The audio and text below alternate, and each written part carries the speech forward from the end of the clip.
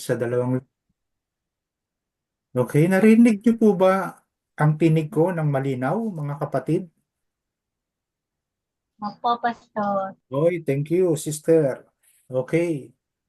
Ang pagsasalarawan ni Pedro ng apat na mahalagang ministeryong nagawa at tinapos ng tagapagligtas, no? Thank you, Ate Naida, sa shiner mo, no?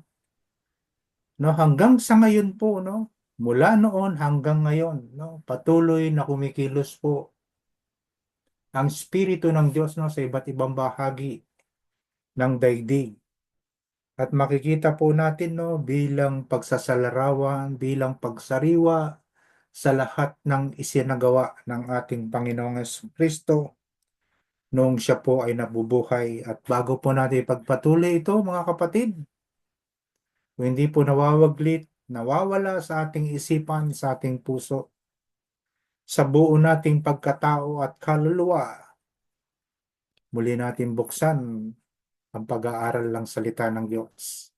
At tayo muna po'y sumandaling yumuko, manalangin. Aming Diyos na buhay, banal, makapangyarihan sa lahat. Inihiling po namin, Ama, sa mga oras na ito, na ikaw po ang iyong dakilang anak, ang siya po namin maging tagapagturo sa mga oras na ito, Ama, at samahan nawa kami at gabayan ng iyong Santong Espiritu ang iyong mga salita. Kaya po, Panginoon, hinihiling ko po na muli mong buksan ang aming mga tainga, aming mga mata at makita namin ang liwanag ng iyong mga salita. At paparangalan namin ang aming Diyos at tagapagligtas sa mga pagtuturong ito ng kanyang salita. Marami pong salamat, pinagkakatiwala po namin sa iyo ang bahaging ito ng pag-aaral ng iyong salita sa pangalan ng Ama, ng Anak, Espiritu Santo. Amen and Amen. Okay, kung kayo po ay medyo busy sa inyong mga tahanan, no, usong-uso po sa oras na ito ang ubo at sipon, no? Maging ako po ay meron. Meron po, no? Sinisikap po natin na pag-ingatan ang ating mga katawang ito. Okay, pagsasalarawan ni Pedro ng apat na mahalagang ministeryong nagawa. Tinapos ang tagapagligtas. Sa mga talata pong ito, no, samahan niyo po ako, ha, ang kanyang pagkamatay. Sinasabi po sa talatang 18, hindi nagbabagong pahayag ng mga alagad, katulad ni Pedro na isa sa alagad ni Kristo, sapagkat si Kristo na walang kasalanan ay namatay nang minsan para sa inyong na mga makasalanan. Sinabi po sa Hebreo 9:26, kung hindi gayon, kailangan sanang paulit-ulit na siya'y mamatay mula pa nang likhain ang sanlibutan. Subalit minsan lamang siyang nagpakita, ngayon magtatapos na ang panahon upang pawiin ang kasalanan sa pamamagitan ng handog na kanyang inialay.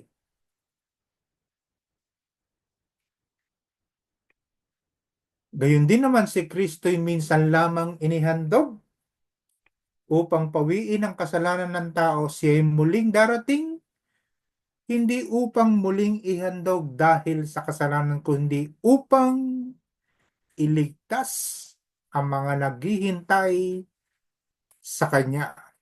Medyo mabilis lang po ito dahil tinalakay na po natin itong nakaraan. Binabalikan lang po natin. Ang layunin, siya ay namatay upang ipagkasundo ako, ikaw, tayong lahat na makasalanan sa Diyos. Nagsilbing tulay ang Panginoong Hesukristo bilang handog ng Diyos Ama para sa kasalanan ng sangkatauhan upang iharap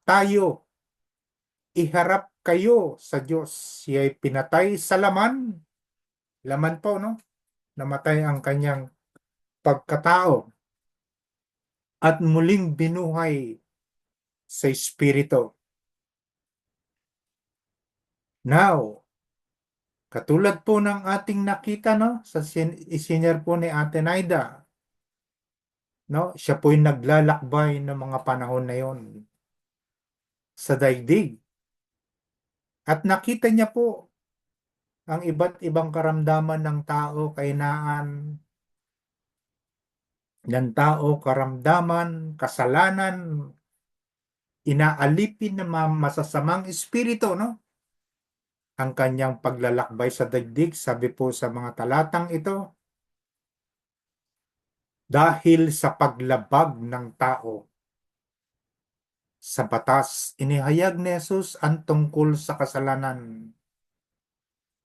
Kasalanan na umaalipin at sa masamang espiritu na nakikipamumuhay sa sa isang taong makasalanan, masamang espiritu. At makikita po natin yan sa lumang pagkatao natin na tayo'y inaalipin ng kasalanan. At dahil sa salita ng Diyos na ating narinig, nagkaroon tayo ng kalayaan sa espiritong umaalipin sa atin.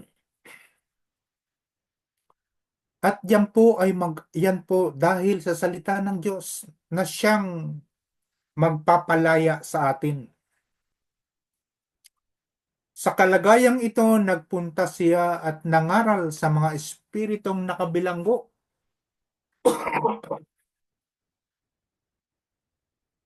Mga taong bilanggo ng kasalanan.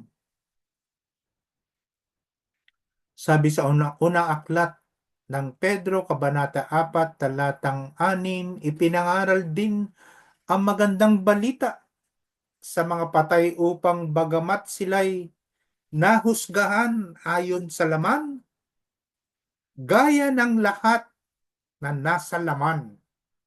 Namumuhay po tayo, no? Sa flesh, tayo po'y tao. Mabubuhay sila sa espiritu sa pamamagitan ng kapangyarihan ng Diyos. Kung natatandaan niyo po istorya ni Noah, na sumapit ang takdang panahon ni Noah. Sa talatang 20, sila ang mga espiritong ayaw noong sila ang mga espiritong ayaw sumunod noong matyagang naghihintay.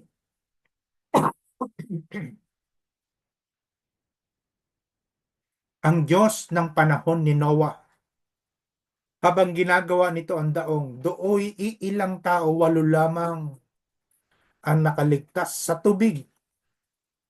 Sabi sa pahayag po sa Genesis, Kabanata 6, talatang 1-7, napakarami na ng tao sa daigdig. Nung panahong iyon, nagkaroon na sila ng mga anak na babae. Na makita ng mga anak ng Diyos na ang mga babaeng anak ng tao ay magaganda. Ang mga ito'y pumili sa kanila ng kanya-kanyang asawa. Sinabi ni Yahweh, hindi ko ipahihintulot na mabuhay na mahabang panahon ang tao sapagkat siya'y makasalanan. Hindi nalalampas sa 120 taon ang kanyang buhay. Sa daigdig, nilagyan na po ng palugit ng Diyos ang buhay ng tao dahil sa kasalanan ng panahong iyon. May mga higante sa ibabaw ng lupa, sila ang naging bunga ng pakikipagtalik ng mga anak ng Diyos sa mga anak ng tao. The lust of the flesh.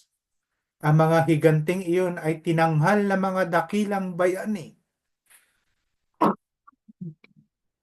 Excuse lang po. bayani at tanyag na tao noong unang panahon.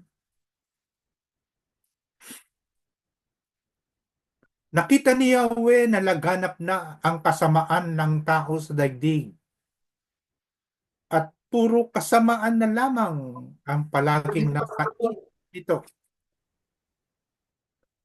Kaya peace na ikinalungkot ni Yahweh sa nilikha pa niya ang tao.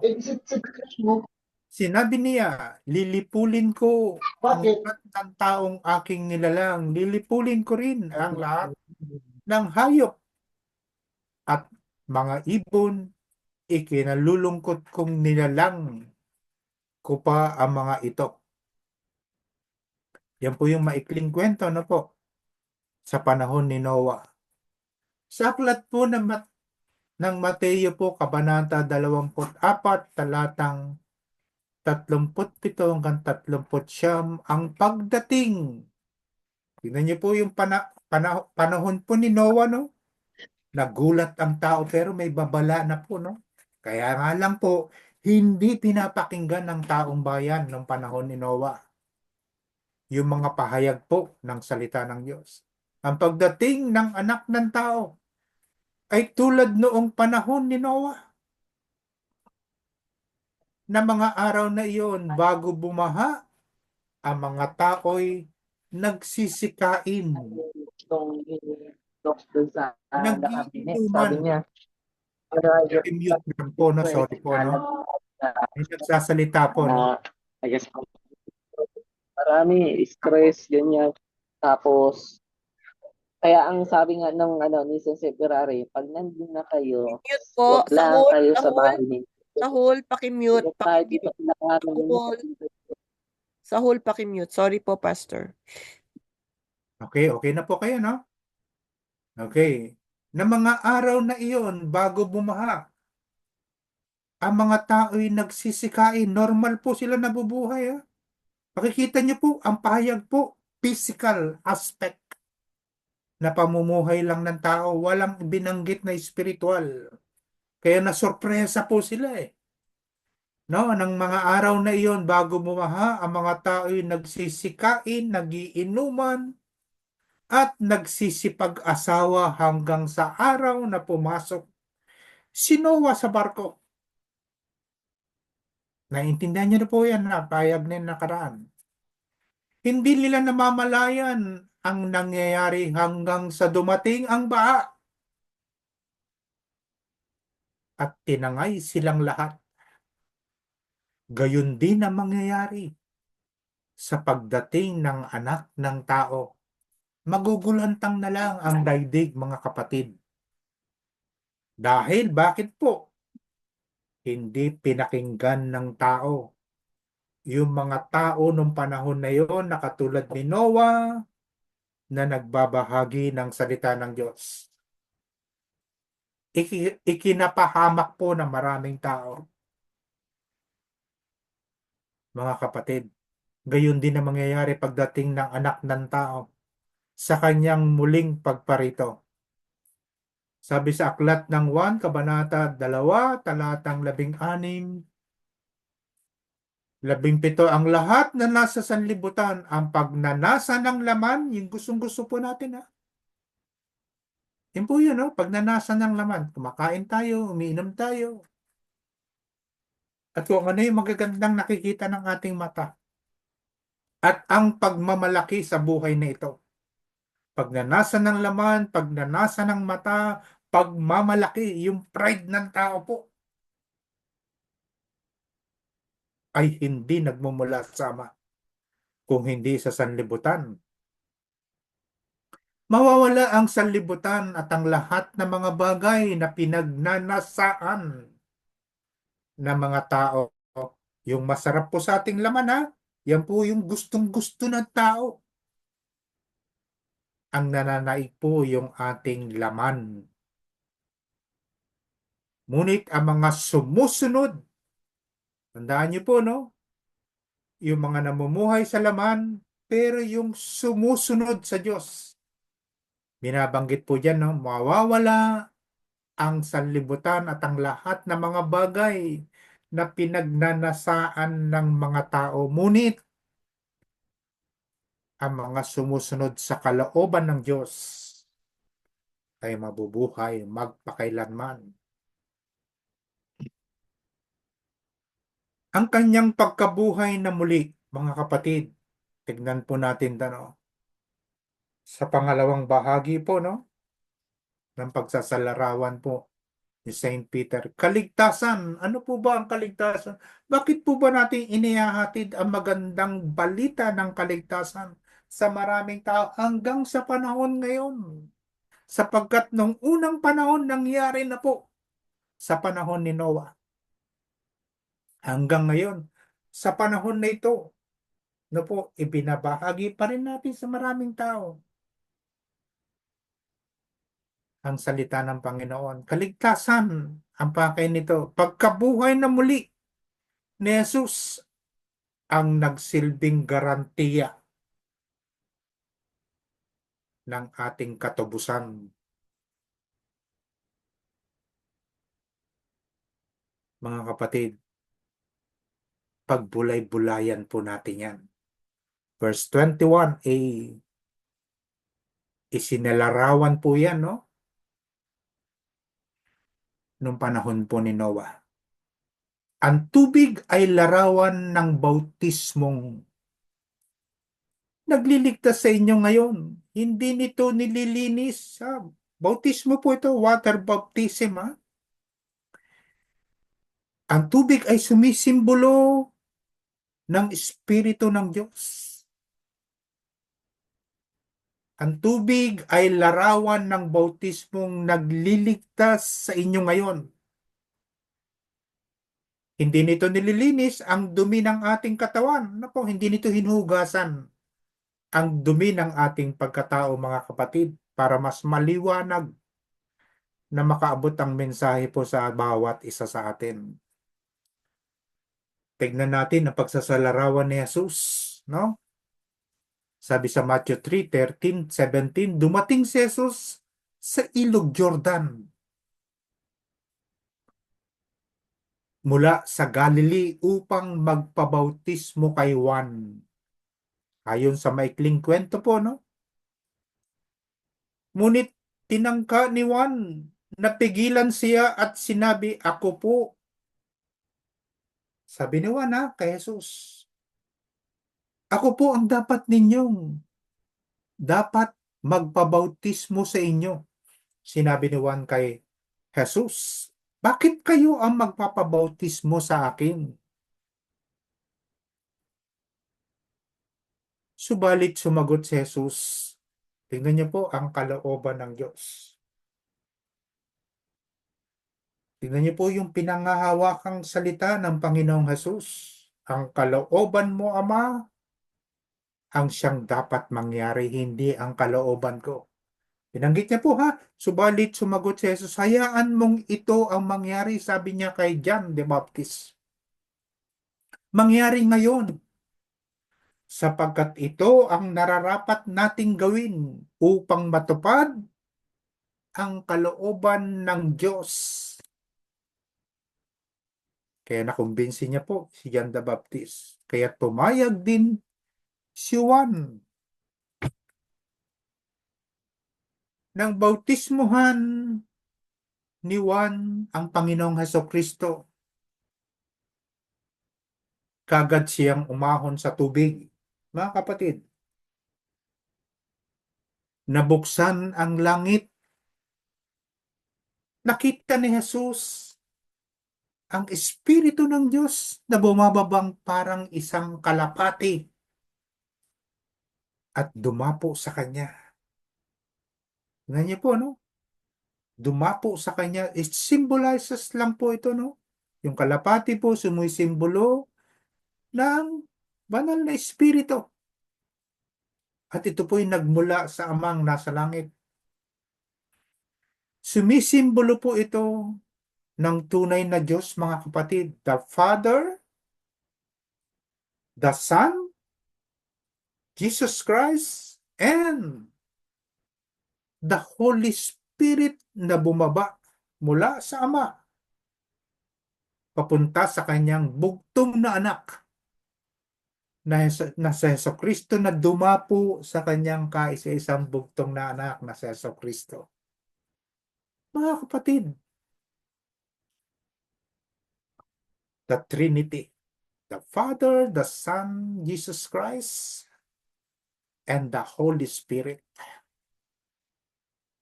Tatlong persona po ang maaari ninyong makita, no? Ang Ama, ang Anak, at ang Espiritu Santo. Na makikita niyo po sa mga talatang ito. At isang tinig mula sa langit,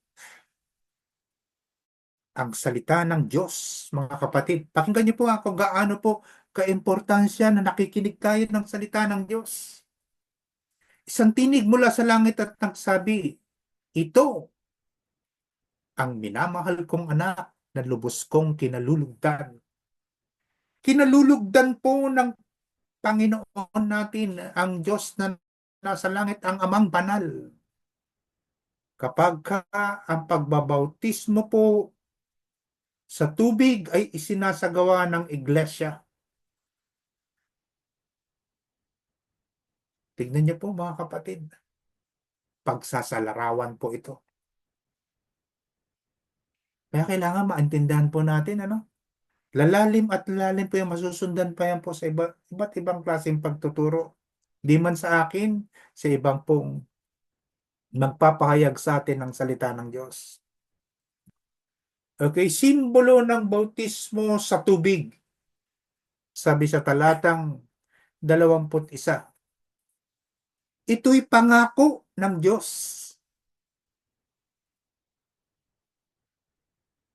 Tingnan niyo po, no? Ini-implement po ng Ama ang kanyang plano sa pamamagitan ng kanyang bugtong na anak na si Jesucristo. Ano po? Ang implementation po nito ay nasa kanyang kaisa-isang anak. Isinasagawa po ito sa buhay ni John the Baptist at saka Panginoong Jesucristo po. Ito'y pangako ng Diyos, buhat sa isang malinis na budhi. Sabihin po, wala kang makikitang kasalanan. Sabihin, kumbaga sa normal na mga tao, napatawad ka na muna sa iyong mga kasalanan. Bago ka nagdesisyon na ang kasalanang iyong tinalikuran ay nalinis na ang iyong pagkatao. Inililigtas kayo ng bautismo sa pamamagitan ng muling pagkabuhay ni Jesucristo. Mga kapatid, pagsasalarawan po yan, no? Sa buhay ni Jesus at na John the Baptist, no? Tingnan niyo po, nang itubog po siya sa tubig, no? At ihahon po. Yan po ay isang pagpapakita po ng simbolismo. Inililigtas kayo ng bautismo sa pamamagitan ng muling pagkabuhay ni Jesucristo, ang kanyang pagkamatay at muling pagkabuhay. Sabi po sa aklat ng Roma, sang-ayon po kay Apostol Pablo, ang matyagang apostol po ng ating Panginoong Hesus. Hindi ba ninyo alam na tayong lahat ay nabautismuhan kay Kristo Jesus? Ay nabautismuhan sa kanyang pagkamatay, mga kapatid. Pagmasdan niyo po nang nakapako ang Panginoong Jesucristo sa krus. Yan po ay isang simbolismo. Hindi lamang siya napako, namatay at muling nabuhay. Simbolismo po yan ng bautismo sa tubig. Alam ko po, no, na maraming lalabas pa pong mas matatalino sa atin na matutuklasan nila ang kahalagaan po ng bautismo sa Espiritu Santo. Sa makatuwid tayo'y namatay at nalibing na kasama niya sa pamamagitan ng bautismo upang kung paanong binuhay muli si Kristo sa pamamagitan ng dakilang kapangyarihan ng Ama, tayo rin ay magkaroon ng panibagong buhay. Mga kapatid, natatandaan niyo po ba na mapako ang Panginoong Hesukristo sa krus, kasamang naipako ang ating katawang ito na makasalanan.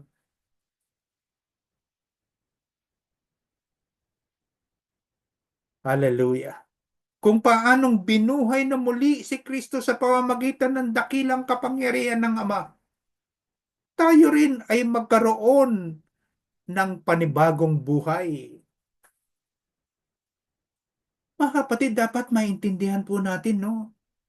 Nang mapako ang Panginoon Hesus, lahat ng kasalanan mo, kasalanan ko, kasalanan nating lahat ay kasamang naipako.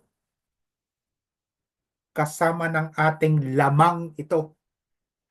Itong ating katawang lupang ito na makasalanan, kasamang naipako ang makasalanang buhay natin.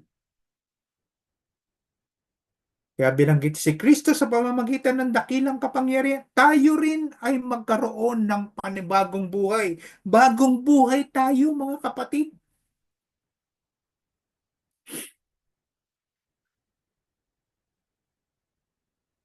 Bagong nilalang tayo. Napalaya at nakakawala sa pagkakagapos natin sa kasalanan. Kaya po mahalaga ang pagkamatay ni Jesus sa krus at muling pagkabuhay. Kaya tayo nagkaroon ng panibagong buhay. Malaya na tayong nakakapamuhay sa Espiritu ng Diyos. Sapagkat kung nakasama tayo ni Kristo sa isang kamatayang katulad ng kanyang kamatayan, mga kapatid, nang siya'y mamatay, tiyak na tayo ay makakasama rin niya sa muling pagkabuhay katulad ng kanyang muling pagkabuhay. Hallelujah. Kaya mga kapatid, sa narinig niyo po ito, no, na mensaheng ito, mga kapatid, sabi ni San Pablo, no, sa Galatia, si Kristo mismo ang inyong isuot. Tingnan niyo po yan ang pagsasalarawan nila, no? Kung ano yung naging buhay ni Kristo sa sinasabi ng salita ng Diyos. Sabi ni Apostol Pablo, si Kristo mismo ang inyong isuot na parang damit nang kayo'y nabautismuhan sa inyong pakikipag-isa sa Kanya. Sabi sa Colosas, si Apostol Pablo pa rin po, no? Sa pamamagitan ng bautismo, mga kapatid, tingnan niyo po ang salita ng Diyos. Nailibing kayong kasama ni Kristo. Hindi po nag-iisang inilibing ang Panginoong Jesus nang siya po'y iburol at ilibing. Hindi po siya kasama niya po ang sangsinukob. Sa pamamagitan ng bautismo na ilibing kayo kasama ni Kristo. Ikaw, ako, tayong lahat na makasalanang tao. Kasama ng inilibing ang ating katawang lupang ito nang ilibing ang Panginoong Kristo. At muli rin kayong nabuhay na kasama niya dahil sa inyong pananalig sa kapangyarihan ng Diyos na muling bumuhay sa Kanya. Hallelujah! Hindi sa ganang sa pamamagitan po ng Panginoong Kristo, hindi po. Ang nagbigay po sa Kanya ng muling pagkabuhay ay ang Ama, sapagkat plano lahat ng Ama Ito ipinapakita at sinasalarawan lamang sa buhay ng kanyang kaisa-isang bugtong na anak na si Jesucristo para maunawaan natin na mga nakikinig at sumusubaybay po sa salita ng Diyos. Yan po yan sa pamamagitan ng bautismo na ilibing kayong kasama ni Kristo at muli rin kayong nabuhay kasama niya dahil sa inyong pananalig sa kapangyarihan ng Diyos na muling bumuhay sa Kanya. Hallelujah! Yan po yun, no? Pagpapakita po, no? Pagsasalarawan ng Kanyang pagkamatay. Ulitin ko lang ng konti po. Ang Kanyang paglalakbay sa daigdig, ang Kanyang pagkabuhay na magmuli. Sa mga talata pong ito, ang Kanyang pag-akyat sa langit at pagdakila. Niluwalhati po siya ng Diyos Amang nasa langit. Sa kanyang umakyat sa langit. Balikan ko lang po sandali, mga kapatid. Ayan. Ngayon, nasa kanan ng Diyos, nagahari siya roon sa mga anghel, sa mga kapangyarihan sa langit.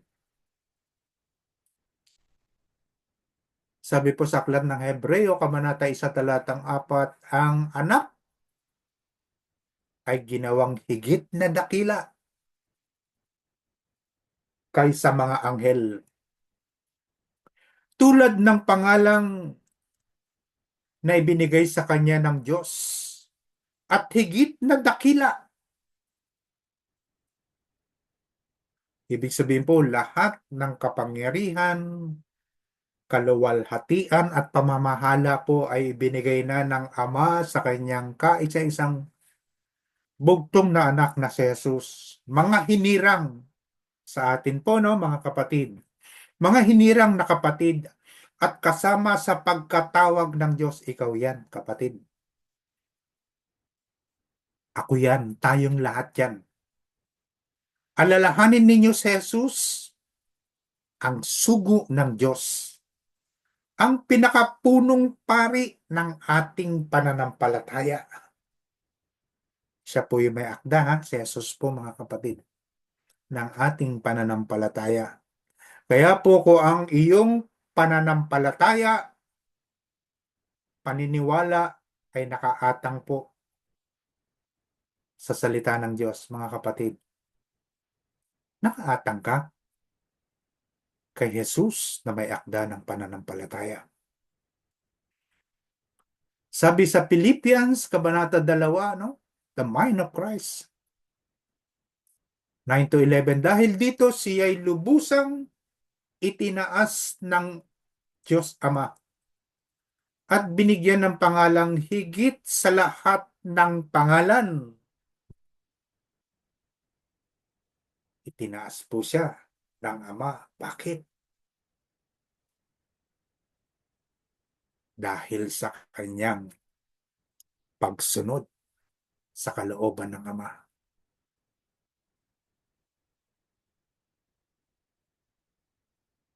Mahalaga po yung pagsunod, mga kapatid. Yung pag-aalay ng buhay ng anak para sa plano ng Diyos Ama. Ibinigay niya ang kanyang buhay dahil yun ang nais na kalooban ng Ama. Ang ginawa ng Ama, binigyan siya ng lubos na kapangyarihan. Sa gayon, sa pangalan ni Jesus, ay luluhod at magpupuri ang lahat.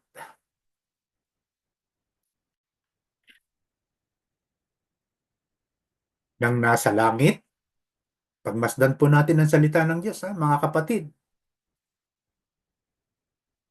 Sabi niya, sa gayon, sa pangalan ni Jesus ay luluhod at magpupuri ang lahat. ng nasa langit, nasa lupa, mga kapatid, ikaw, ako, tayong lahat na nasa lupa sa oras na ito.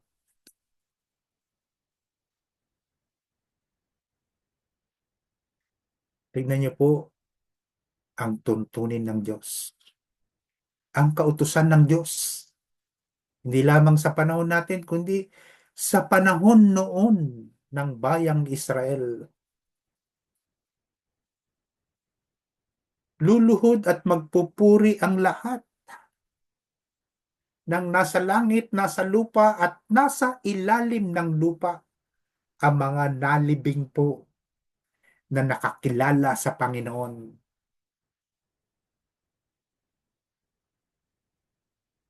Maging ang mga taong nabubuhay ngayon, mga kapatid, pagmasdan niyo po. At ang mga kapatid natin na naunang namatay sa atin, na nakalibing sa lupa. Sa gayon, sa gayon, sa pangalan ni Jesus ay luluhod at magpupuri ang lahat ng nasa langit, nasa lupa, nasa ilalim ng lupa. Alam niyo po, yan po yung mahigpit na kabilin-bilinan ng Panginoong Yahweh. Kay Moises, inutusan niya si Moises na ilabas ang bayang Israel sa pagkakaalipin noong mga panahon na yon. Alipin ng Pero. Inalipin ng bansang Egypt.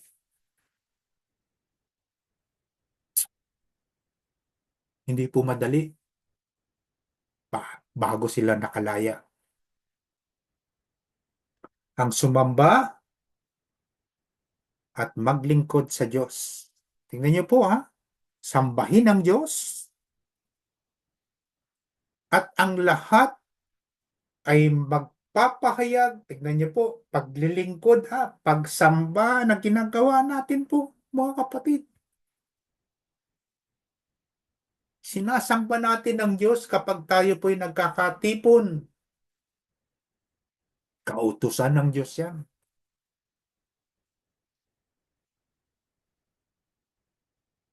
Sabi niya, no? Pagsamba at ang lahat ay magpapahayag na si Jesucristo ay Panginoon sa ikalalwalhati ng Diyos Amang nasa langit. Tingnan niyo po, kaya po kinumisyon, no? Sabi nga ni Sister Naida, no? Naalala ko po yan, no? Kinumisyon tayo ng Diyos para ipahayag ang kaluwalhatian ng Diyos Amang nasa langit sa pamamagitan ng kanyang kaisa-isang bugtong na anak na sa Jesucristo. Hallelujah, Lord. Purihin. Purihin ang iyong buhay at mabisang salita, Panginoon. Kinumisyon tayo bilang pagsamba natin sa Diyos. Huwag po natin puputulin yun, no? Magkasama po yan ng ipagbilin po ng Panginoong Yahweh kay Moises. Dalhin mo rito ang bayang Israel upang sa akin ay sumamba at maglingkod. Huwag niyo pong kalilimutan yan, mga kapatid. Huwag na huwag. Kaya po hindi iwinawaglit yan ng iglesia. Ang tayo ay magbahagi, kaya nga lang po ginagamitan yan ng iba't ibang estratehiya, no? Iba't ibang programa. Mga kapatid, pwede naman tayong magpahayag, no? Personal mong ipahayag. Kung may gusto kang tao, nalapitan, abutin ang kaluluwang umaalipin sa kanya, mga kapatid, upang siya'y makalaya sa kanyang pagkakagapos sa iba't ibang kasalanan. Hallelujah. Sabi sa aklat ng Isaiah Kabanata 45, talatang 23, ako ay tapat sa aking pangako. Sabi na Isaiah po, no? Ang Panginoon. at hindi magbabago at tutuparin ko ang aking pangako. Hindi nagbabago po ang pahayag ng salita ng Diyos. At ito po'y mangyayari, mga kapatid, sa binanggit niya po sa Philippians chapter 2, ha? Lahat ng tao ay luluhod sa aking harapan. Namnamin po natin ang ipinapaabot na mensahe ng Diyos, no?